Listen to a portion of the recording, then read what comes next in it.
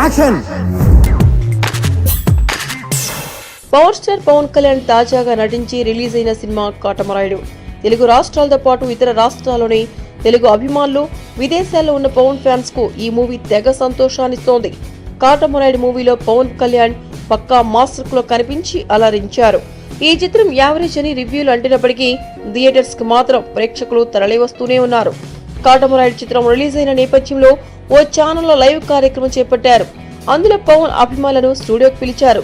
అయితే కాటమరాయుడు గురించి వేరే లెవెల్లో లెక్చర్లు ఇచ్చిన పవన్ ఫ్యాన్స్ యాంకర్ ఇచ్చిన రేటింగ్ కి ఒళ్ళు మండి సదరు స్టూడియోలోని కుర్చీలను, ఇతర సామాగ్రిని పూర్తిగా చిందరవందర చేసి నానా రభస్ చేశారు.